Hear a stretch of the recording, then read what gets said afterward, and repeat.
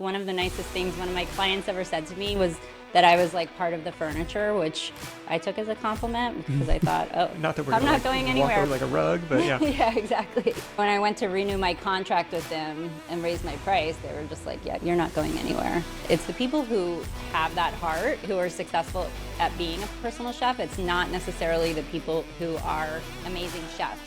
I've been a chef for a long time. I was trained in France and I have a culinary arts degree, so I have the whole background. And the funny thing is, my clients almost never ask me about it. $500 a day from work you love. What's up? Nick Loper here. Welcome to the Side Hustle Show, where it's all about ideas, action, and results toward building extra income streams. Fun one for you today, where my guest took her passion for cooking, turned it into a six-figure business. From chefjessica.com, Jessica Leibovich. Welcome to the Side Hustle Show. Hello, thank you for having me. I'm excited for this one. Stick around in this one, even if you don't know a saucepan from a spatula. We're covering how to get clear on what kind of service niche you could offer, creative ways to get clients, and the different revenue streams that one skill can turn into. Jessica, my understanding is you're working in catering, you have some culinary background, and then there's this switch that flips. Well, maybe I could take this skill freelance. Maybe I can go solo. Maybe I can get a personal chef type of client. Can you talk me through your first time getting paid for this type of work as a personal chef? Yeah, my background was in catering. I was very young, working very hard, burnt out in my early 20s. And someone told me, have you heard about being a personal chef? You might be really good at this. And I looked into it and I thought, "Ugh, I would be really good at that." I was still working. I just decided to take a client on the side, and I made in one day what I was used to making pretty much for the whole week. So Wow. yeah, so being young and naive, I quit my job with no exit plan. I would not recommend that to anyone, but that's what I did at 22. And I've been doing it ever since. I've been a personal chef now for 25 years. So How'd you find that first client? it was through word of mouth, through some recommendation in the community. Most of my clients in the beginning were word of mouth, but when I initially started my business, I created a press release for a local community newspaper in a sort of a upper class neighborhood, and they loved it. They ran with it because I wrote the story for them. And that really got the momentum going in my business, because as a personal chef, you really only need a few clients. And once you have a few clients, word of mouth starts to spread. Oh, I love this example. How big of a newspaper are we talking here? Like, neighborhood specific, city Yeah, no, a specific? small one. You know how when you go into a coffee shop and they have the free papers there for Yeah. you?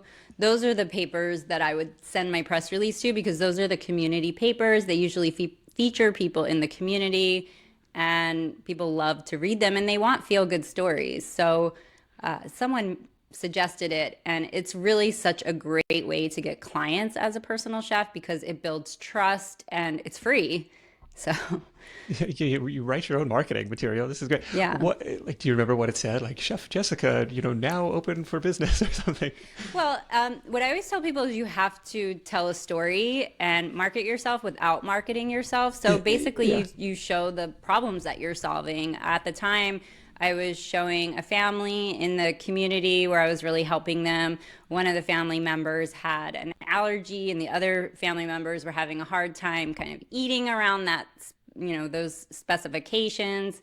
And this was all new for them. So I helped them. Now you do have to make your angle a little bit different. You can't just be like, oh, I'm a new personal chef in the area. You want to show how are you really helping, your community, and what challenges are you solving for your clients, like a unique spin on it. And a lot of times they will pick it up, because if you think about it, these journalists have to constantly come up with news and articles. And if you give them something that's nicely done, why wouldn't they use it? Sure. So, like, there seems to be just recently a lot of press around food dyes and the dangers. So it's like you could be like, how to have a dye-free, kitchen or something like that. Yeah, I mean, clean food is such a big thing now, and just take, seed oils, eliminating things out of your diet, adding red meat back in is really popular as well. So helping people do those changes. There's a lot of different things. It really depends on the chef and where their strengths lie. Yeah, this was one of the pages out of the 1-800-GOT-JUNK playbook where we're talking with Brian Scudamore, the CEO, and early on, he just bought $1,000 pickup truck and started picking up junk, started taking on very few clients, but initially Solved a big problem. it solved a big problem and then pitched it to the local paper because it was like, hey, high school student or college student, creates his own summer job. And, it was a unique feel good type of story. Hey, young entrepreneur does good. But by virtue of that, and of course the picture that he submits is like him with the side of his truck with the phone number like emblazoned on the side.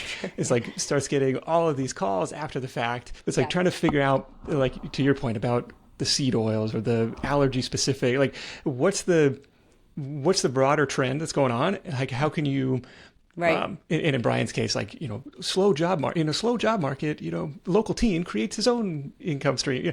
So like, what's the angle? What's what's the hook? And I actually, in my academy, my business in a box for chefs, I give them a sample press release and a press release guide, because I feel like it's so important as a personal chef to be able to get yourself out there in the press, because, everybody wants to pay for marketing or do ads, but we have such a short attention span, and people also have such a strong distrust of ads that when you see someone in a newspaper, it really, you're able to trust them, and you have an attention span that's a little bit longer than an ad. So it's just much more effective.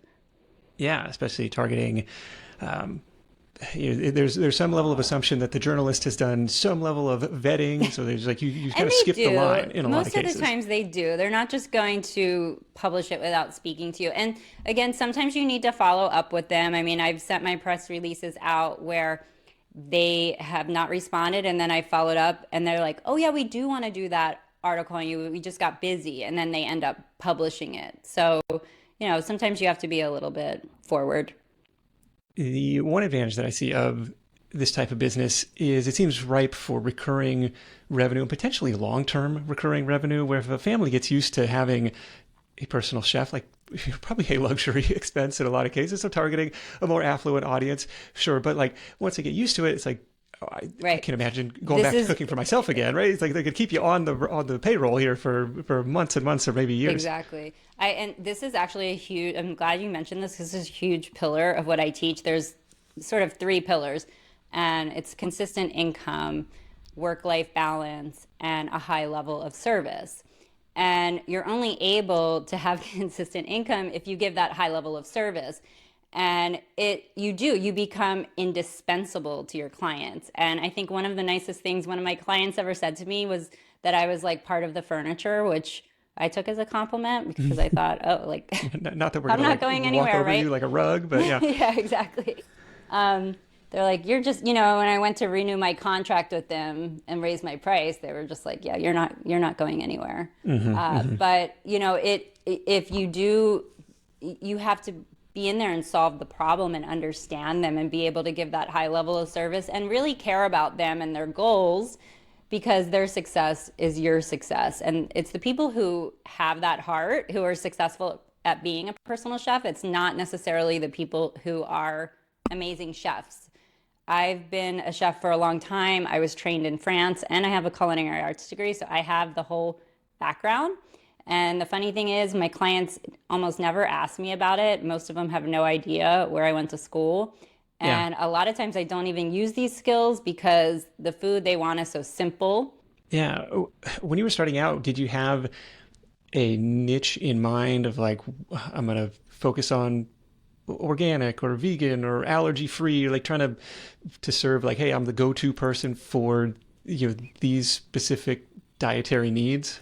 Well, I started so long ago that special diets were not as common back then. And because my background was in fine dining, that was really where I went to. And my clients were aligned with that in the beginning. They wanted really yummy food. I was making things like lasagna, or, I would make roasts and gravies and things like that. And I still occasionally will have a client like that, although it's very rare. But what happened was, I think it was my first time I got a client. She was a single mom with cancer, and I just was so invested in her eating well. I think I was probably more invested in it than she was. And so once you have somebody like that and you're helping somebody like that, if you really are passionate about what you do, it sort of just gravitates where I just started helping more people like that with health challenges. And because I could put that focus and time and attention into each client, I was able to really develop a relationship with them. And that's what that's where you will get that indispensability, is when you have that long-term relationship with the client. So I did sort of go in the direction of health challenges because I just felt like there was such a need and those people really needed a chef. I imagine it's become somewhat more competitive, but even in Googling near, like, personal chef near me or personal chef Sammamish, I don't see a lot of I see some like catering companies that pop up, but People to, are very confused. The problem is what I'm doing, there used to be a lot of us, but what's happened now is everybody wants to be a meal prep or a caterer because they don't understand how to make a career and an income out of being a personal chef, because it is very specific. You do have to be able to give the high level of service, to be able to give that time and attention, and really understand what your clients need. And so a lot of people don't want to do that. And so will do the meal prep. But what happens is a lot of times they will burn out because it's a lot of work, it's exhaustion. You're working weekends, you're working evenings, you're working holidays. Personal chef is a Monday through Friday schedule. You're typically working 9 to 5. And if you have 5 weekly clients, you're maxed out. And if you have 10 biweekly clients, you're maxed out. So it really depends on how you schedule it. yeah, I But yeah, imagine, it's a little yeah, bit. for So that's people, why it's not as competitive, because it's very specific niche that not a lot of people do. And a lot of people decided, oh, I want to do meal prep, or I'm a personal chef, but I actually have chefs working under me. So if somebody is a personal chef, but they have chefs working under them, that's really not a personal chef, because how can they give that one-on-one high level of service that the client needs with somebody working under them? Doesn't quite work the same. So it is a one-on-one solopreneur type business. yeah, I guess it's like a personal chef agency, semi-personal chef. That's A lot of people are doing that. I have tried it, kind of like hiring people, but I feel that the quality was lost. And what happens is, instead of giving that time and attention to your clients who are paying you for it, you end up giving it to your team. Yeah, yeah. There's pros and cons to it. Obviously, the advantage being, free up your time in theory from Yes, doing the direct, one-to-one type of client work. How to expand beyond kind of the natural capacity, like you said. Like, if I could exactly. do this only 5 days a week, then, and especially if I'm doing it as a side hustle, maybe I only want to do it one day a week. And now here's a chance to free some of that up. But And there are ways that you can do that. I mean, my team personally is like my bookkeeper, my CPA. I have somebody who supports me with VA stuff. But as far as my relationship with my clients, that's all me. yeah, what's typical in terms of pricing here, in terms of how much can you charge, or how much are people paying So for personal chefs? So for me personally, it's 600, about 650 plus groceries per day. Uh, and I've worked my way up to that, but that's not on the extremely high range. That's about average for a lot of chefs. But what I do And that's is, not one day's worth of food. That's like a week oh or no, 2 weeks worth. that would give them about a week's worth of meals. So Okay, if I and that's hooks typically, up like, hold on, that's like a yeah, no, really not per really nice meal. restaurant. So Yeah, that's my revenue for the day. And to be honest, it's more than one day, because a lot of times I'm planning the night before, I'm shopping that morning, I'm cooking. So if I have a weekly client, I typically will bring in at least $2,500 from that client a month. And that, so if I have 4 weekly clients, that gets me to 10,000. Now, the way that, if somebody's just starting out, I typically suggest they start at the $500 rate. And Okay. because they're a lot of times they're more comfortable with that, it's easier for them to sell until they get really comfortable with pitching their value. But at $500 plus groceries, if they have 5 clients a day, that's 10,000 a month, or five Okay. clients a week. Yeah, Excuse 5 clients a me. week. Got it. And so, yeah, they come in, So that would do be full time. the weekly prep on a Monday, or on a Yeah, Saturday so if you're they doing it as a basically side prep hustle, and then like a week's yeah, come worth of back. meals. It's all customized. They leave them packaged for them, and then they come back the following week and do it again, and they get feedback from the clients. Usually people are doing once a week or once every 2 weeks. And if they Okay. do once every 2 weeks, it's actually very affordable so it's not just for the upper class or the wealthy. You're able to really market to just professionals who really need support.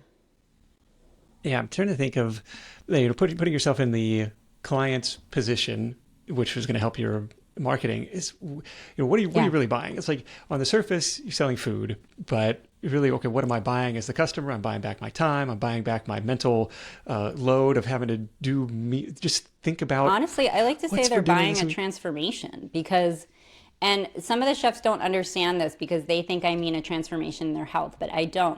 And you probably know this because when you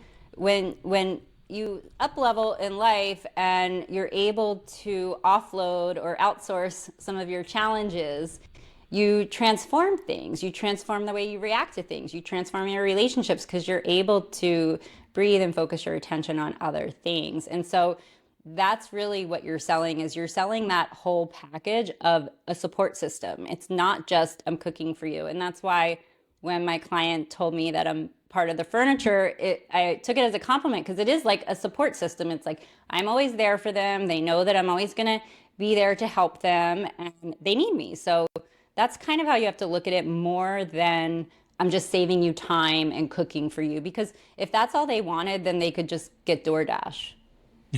Sure. Yeah. Okay. So this is helpful on the marketing side. What are clients really buying? Hey, you're buying a transformation. You're buying a support system. You're buying just Yes. the mental, offloading, and like you said, Right. leveling up. Hey, what are the things I don't have to think about? I don't have to worry about anymore. I've got a team in place for this. Just Hey, like like having Nick, think about a it this virtual way. assistant. Like if you have a housekeeper, I'm not just paying for a clean house. I'm it's that whole support, the feeling of knowing it's going to be taken care of. It's off my shoulders. I get to come home and it feels amazing to come home to a clean house. I know she's helping. It's all of those things. It's not just about the act. And I think that helps in your marketing because when you're able to communicate your value and also really understand where your clients are struggling and how you can help, that's going to help you kind of get that ball rolling and have them sign on. And do you find yourself making the same stuff week after week? Like if that family has a few favorites where they're like, well, make sure to include that in this week's menu, or Yes. does it have to? Do you feel the pressure to like be constantly rotating? No, in fact, most people want a rotation. So most people want to eat the same things most of the time with a few new things sprinkled in. Okay. And think about it, like, do you want to eat new things every single week? Probably not. You probably have your favorites that you enjoy. And so a lot of times what I'll do is I'll do 3 or 4 of the same things that I know they love and maybe try 1 or 2 new things. And then if they love the new thing, that goes on the rotation. So the Okay. longer you cook for someone, the more they find things that they love. But initially, I do a assessment and I try to play it really safe, just go with things I know they're really going to enjoy. I don't want to scare them too much. I want them to love the service from the beginning. And then once I get to know them better, then we sort of branch out and try new things. And you have it set up. It sounds like as a recurring monthly service, right? It's $2,500 a month per customer. I come in every week and I do my thing. Yes. Any tools or tech that you use either on the recipe, the shopping side, the client, recurring billing side, anything that we should know about there? Yeah, I use a lot of tech in my business.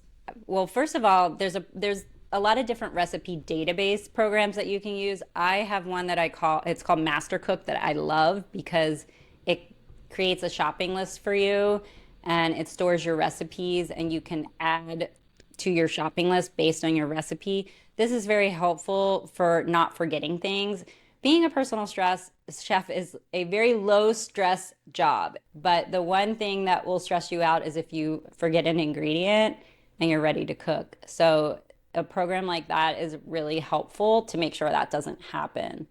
I Okay. also use, so some of the things that I do for my clients, I go above and beyond. So I will calculate macros for a client if they want. For example, if they say, Jessica, I need to make sure that this meal has 40 grams of protein and 20 grams of fat, I will do that for them. And so I use programs for that. I have a program called Macro Stacks. It's an app that I use. Okay. And I also just use spreadsheets and I will put their meals in the spreadsheet and calculate their meals for the day.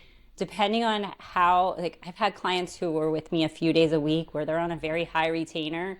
I will do their macros for the whole week to make sure they're on board. And so Right. I And need just, a really good to tech for that. clarify macros, we're talking about grams of protein, fat, carbs.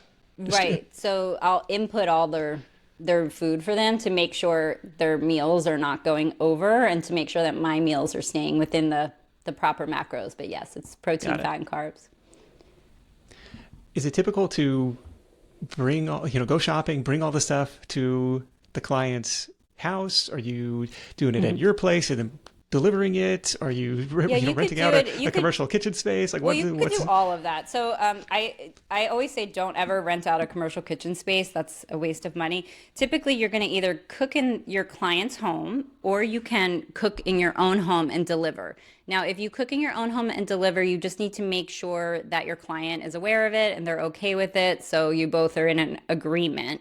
do you But need to if have like a cottage kitchen no, you license or don't food because you're handler or not anything? selling food to the public. It's a service-based industry, so it's not Okay. a permit-based industry. You're not being overseen by the health department. That's why I said you have to make sure that your client is in agreement. Now, if you're telling your client, "Oh, I'm at a commercial kitchen," and you're really cooking at your home, that's not okay. You said, Okay. you Okay. have to have an agreement. Now, for me personally, I don't really like cooking at my own home because it's more work. You have to bring the groceries to your home, prepare, package it up. I get distracted at my house. My clients have much nicer kitchens than I do. So I prefer to cook in their home. But a lot of times, like for example, my clients, if they're sick or if they have a lot of kids at home or if they just had a baby or whatever it may be, I may cook at home. Or if it's a one-time thing like a gift certificate, you can do that. Another reason people do it is I have chefs who are in the corporate world and they are making their exit plan to be a personal chef. And so they're doing the remote work at home and they picked up a client and they're able to cook while they're doing their breaks on their remote work and over the weekend and then deliver in the morning before their job starts. So this is how they're able to kind of segue out. Got it. So yeah. Yeah, and you can imagine you can stack it up. One client, two client, three client, like it just lowers the height of the cliff that you need to Well, jump yeah, off of to that's quit what your I always job. suggest. Don't do what I did. But yeah, if that way, if you have a couple clients, you start to save money. And once you gain the momentum as a personal chef, it doesn't take as long. Once you start to get your marketing strategies dialed in and you build your list, I love Google Ads, another way to get clients. So if you have a Google ad going, they're going to deliver leads to you on a regular basis if you have a pretty good website. So, This is there's ways. if people are searching personal chef near me or personal chef, city name, Yes, then you want to because make sure your ad there's shows no up. competition. There's not 100 personal chefs. So typically, if you have a Google ad for personal chef and someone is searching, they're going to see your website. So it just increases your visibility. Like I said, I'm not a huge person who loves to pay for ads, but that's just one that is really effective for personal chefs. Yeah, I like that. That seems like a low budget. I mean, I can't imagine there's a huge search volume, but like you said, it No, doesn't take a lot of clients. Like I only need one, right. one taker to add potentially $2,000 to my bottom line. Yeah, $5 a day too is all the ad spend you really need. Okay. So. What else have you got on the marketing side? I think this is it's not going to take a ton. You're probably not going to have to do all of these different marketing tactics to fill up your No, schedule. strategic partnerships are really effective that are aligned with your strengths. A lot of times people will think, oh, I'm going to go with a personal trainer. That's not what I would consider a strategic partnership. What I would consider a strategic partnership is, again, someone who you're helping solve that challenge. So like a doctor or nutritionist is a good strategic partner because they will give their clients or patients a plan and just send them on their way and have no idea of how they're going to do that. So a personal chef is that bridge between the plan and execution that really helps that customer have success. So they've been really great strategic partnerships. So a lot of times when I work with chefs, my homework will just be to find 20 strategic partners and reach out to them with an introductory offer.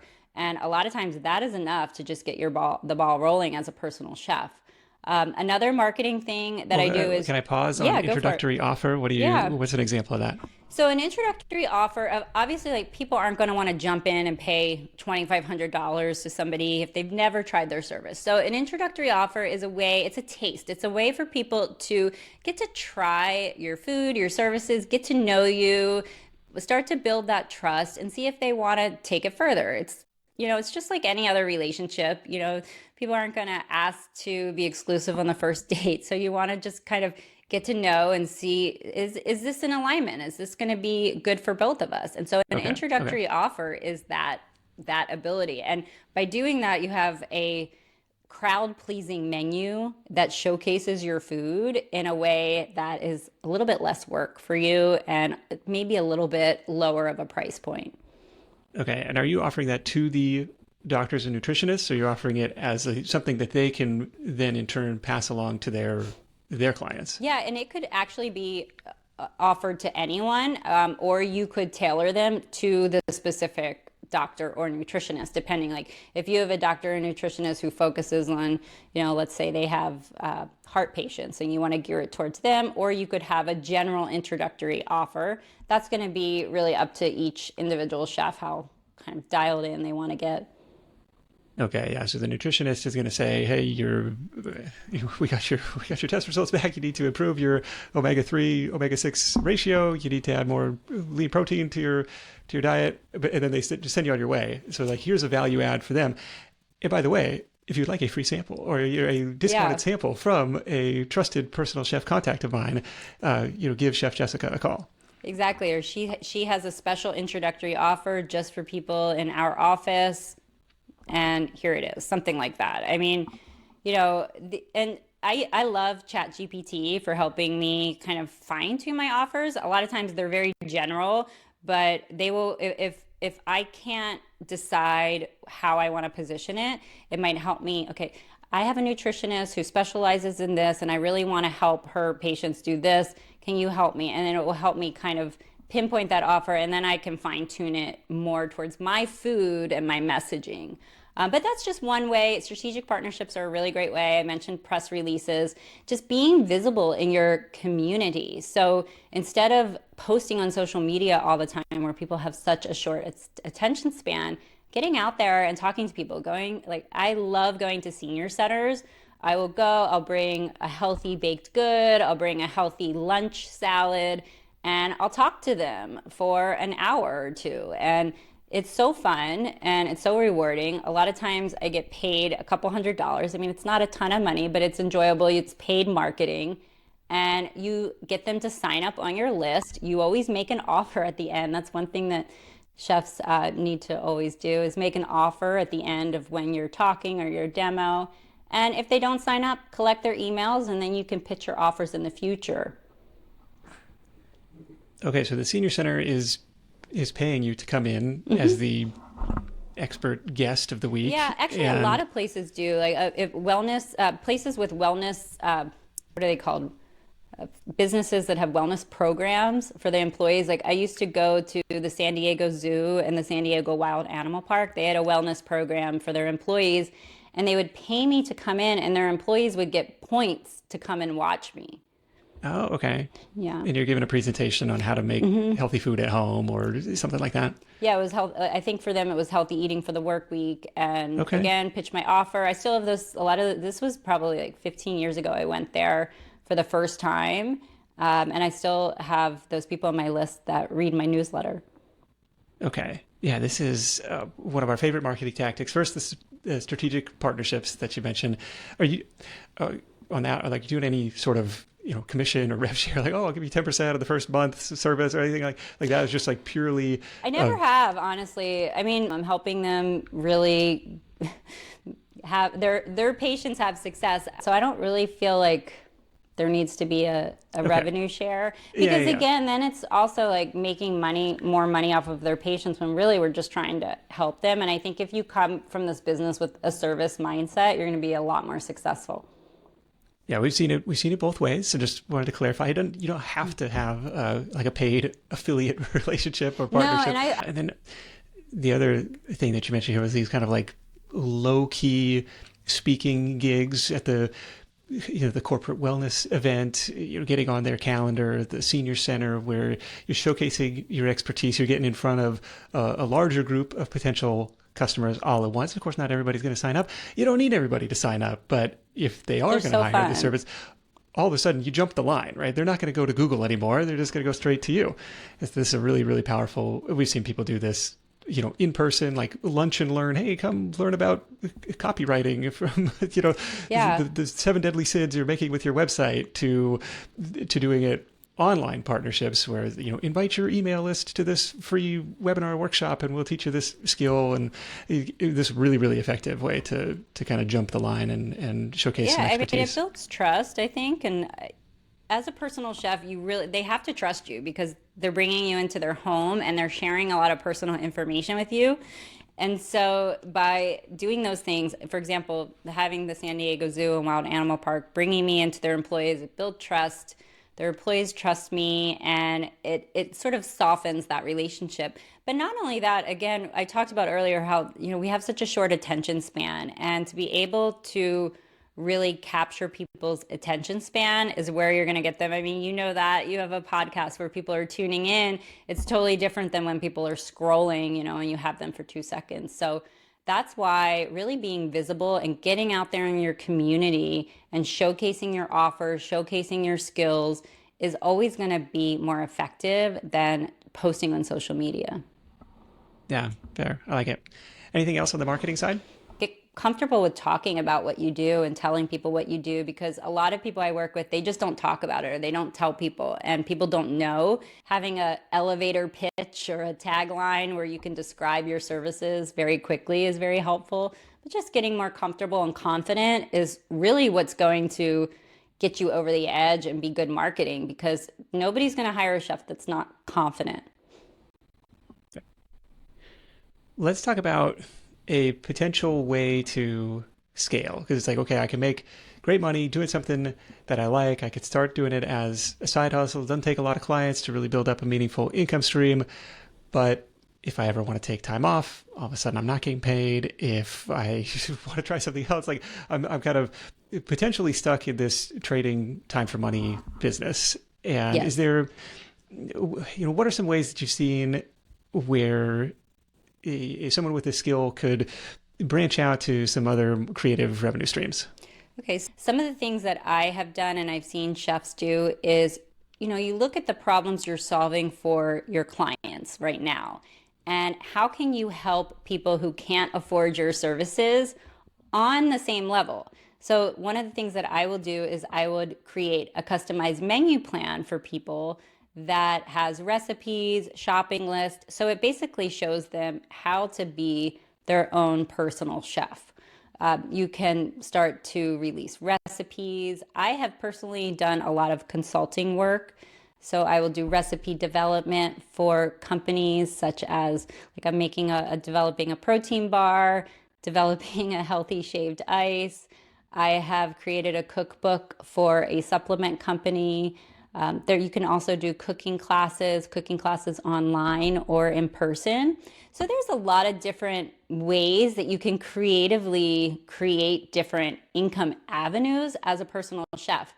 Okay. And one thing I want to So mention these, is, these companies are coming to you to say, "Hey, we saw yes, you on social, or we saw like, could you help us put this together?"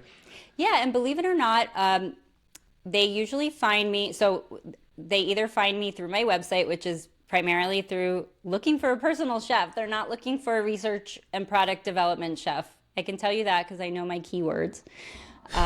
And also through my personal chef clients. So business partners of my personal chef clients will say, hey, Jessica, I'm really interested in making this. Do you think you could help me?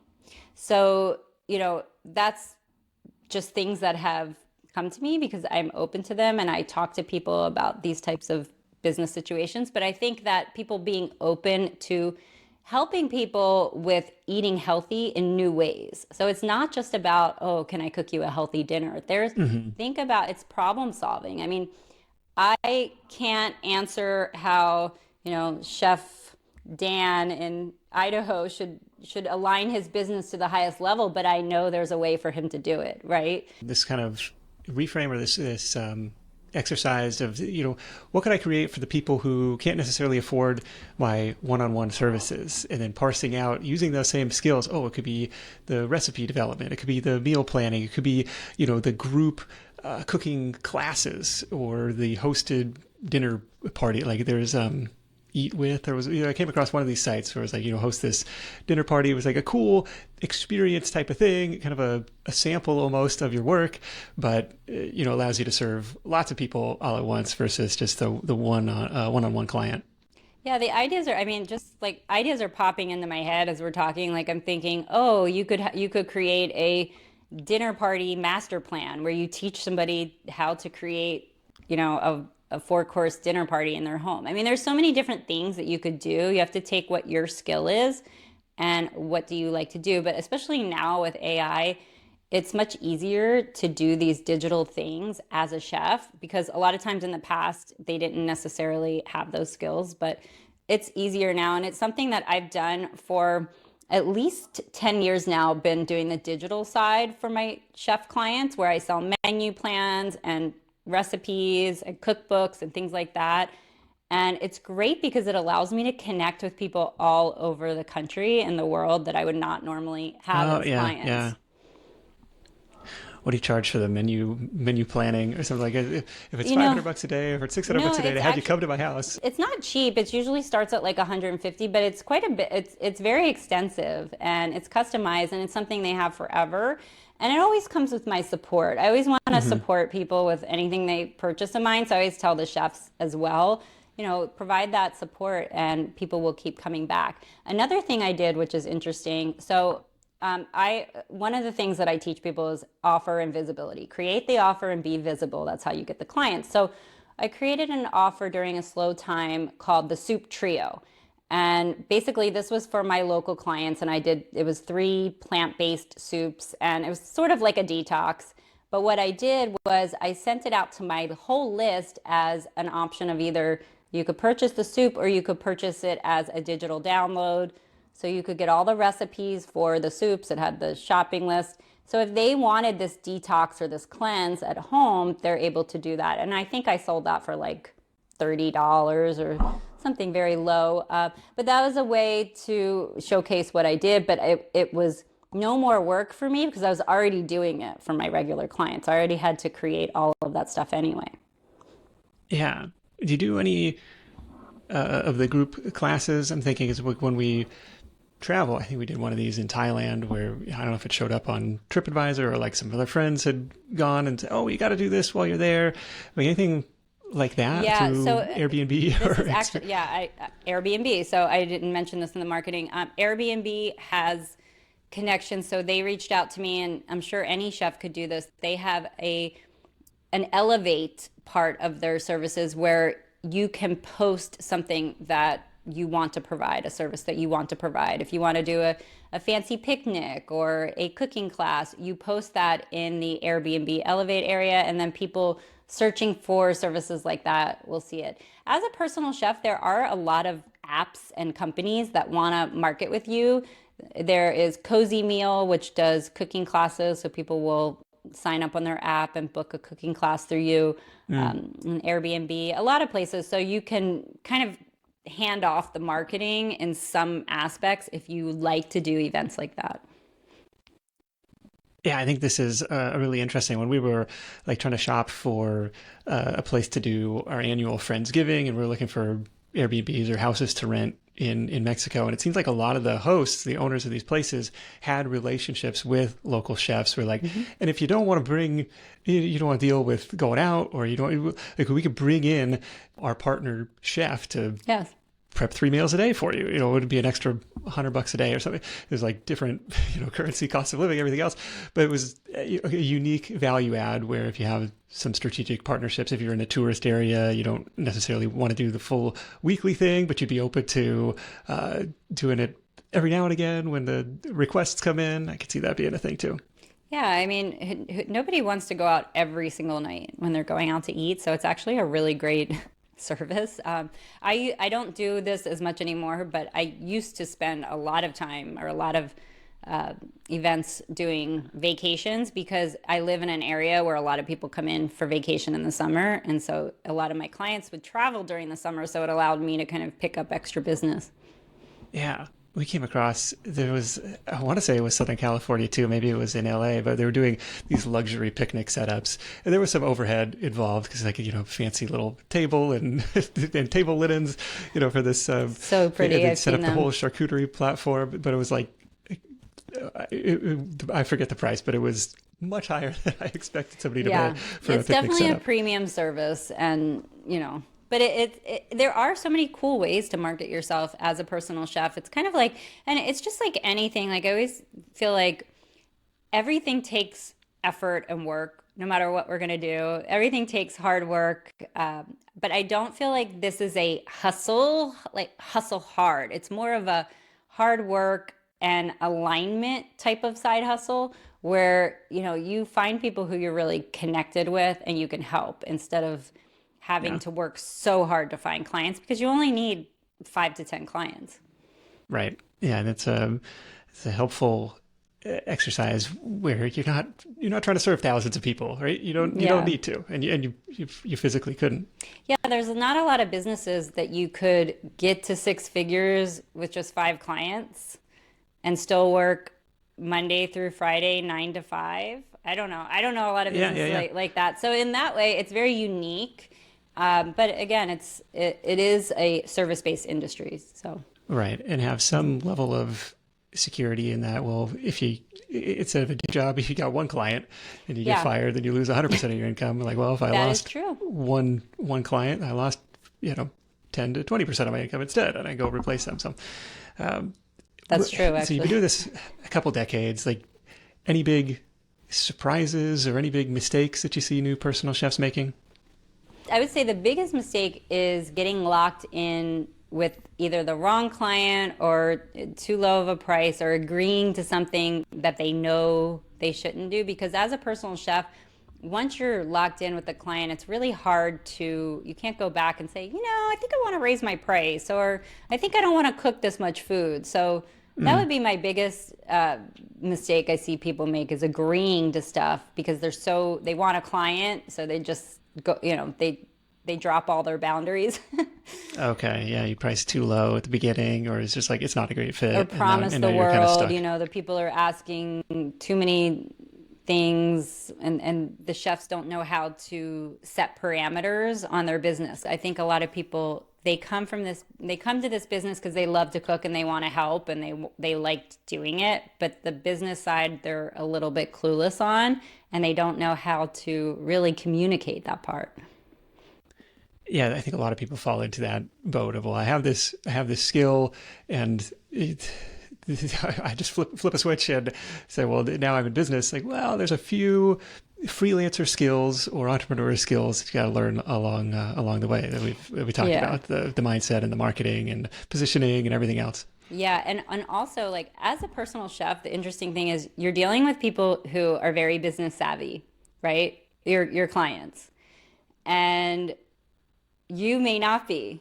So if you're coming in and you're gonna get steamrolled, they're gonna push your boundaries, because they can. So it's important and they don't. I'm not saying they want to. They just don't know. They're not mind readers. They don't know where your boundaries are, and that's why it's really important for business owners, especially personal chefs, to be able to communicate that. And that's one of the things I see them really struggle with is because. And that's confidence, mindset, That's all of it. That's why I always say confidence mindset is the first step to pricing, to your pricing strategy. Yeah, I like this call to put up some boundaries, put up some guardrails from the early days. What are you willing to do? What are you not willing to do? And kind of stick to your North Star guidance on that. So I appreciate you sharing that. You've alluded to it a couple times. The Prosperous Personal Chef is the program that Jessica has created. You can find it at chefjessica.com. Tell us a little bit about it. Who's it for? What's inside? It's basically start to finish walking you through the business of starting, growing, sustaining a personal chef business. That being said, there is a ton of stuff in there that's done for you. The assessment, the sample menus, all of that is in there. And then anybody who goes through the academy also gets my full support because I want to make sure that they're successful. So I include 3 full calls to make sure they are on page with their going through the right direction, because even I find that as a self-study course, it's not as successful as if you have my support, because people still kind of get off the rails with their marketing and their boundaries and all of that. Yeah.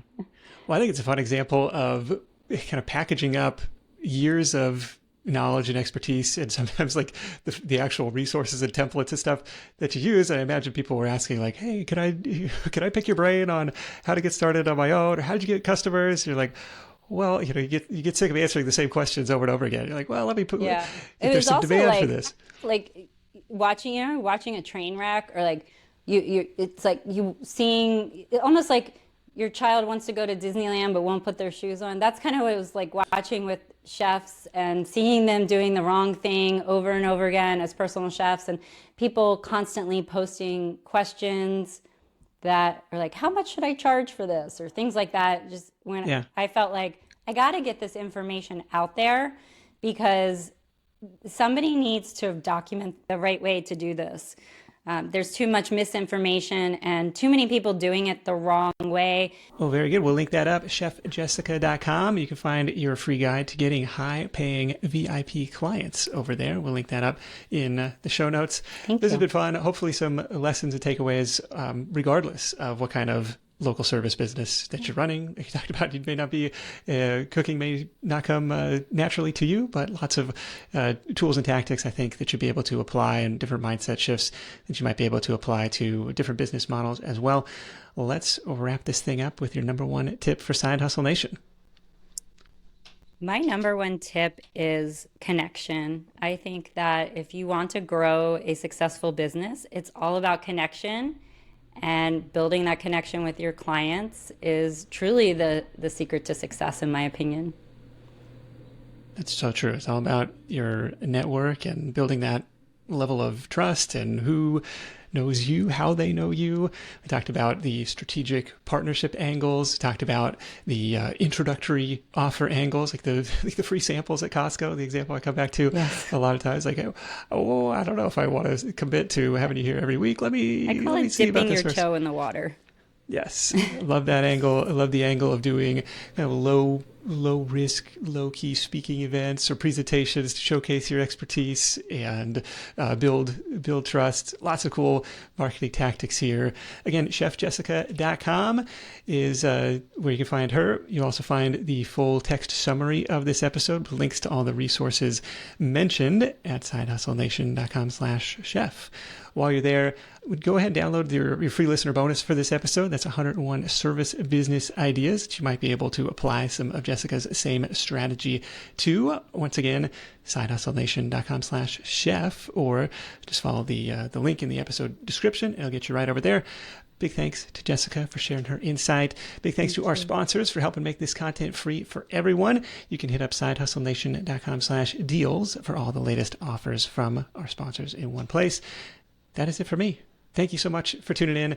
Until next time, let's go out there and make something happen. And I'll catch you in the next edition of The Side Hustle Show. Hustle on.